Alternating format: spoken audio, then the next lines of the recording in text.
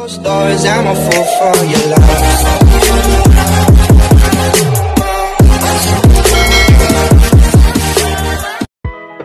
Good day mga ka-sports natin dyan. Madi Madayag nagpakitang gilas nga dito ngayon sa kanilang laban kontra nga kay Celine Domingo.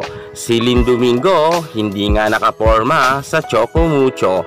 Mukhang hindi pa talaga nakukuha ng setter kahit nga nagpalitan na itong si Michelle Cobb at si Jaja Maraginot ay hindi pa rin nga makuha-kuha ang tama nilang pag-set para nga makapag zero tempo nga itong si Celine Domingo.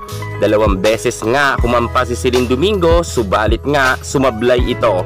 Ang una nga talaga ay mukhang mababa talaga ang set nila para kay Celine at hindi nga ito maka-atake nga.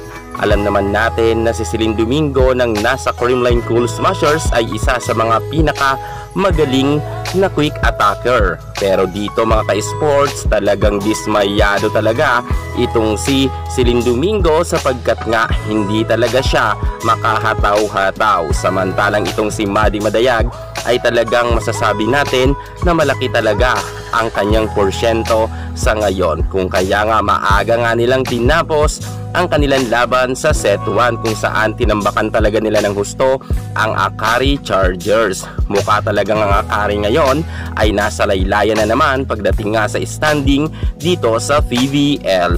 Pero itong Choco Mucho dahil nga natalo nga sila ng nakaraan ngang laban, kung kaya bumabawi nga sila ngayon upang nga mapanatili nila na sila ay nasa ikalawang pwesto pagdating sa standing. Para nga hindi sila malaglag, kinakailangan ma-secure nila ang panalo ngayon kontra sa Akari. Mukhang mangyayari naman to sapagkat maganda talaga ngayon ang galawan ng lahat ng mga players ng Choco Mucho dahil panalo nga sila.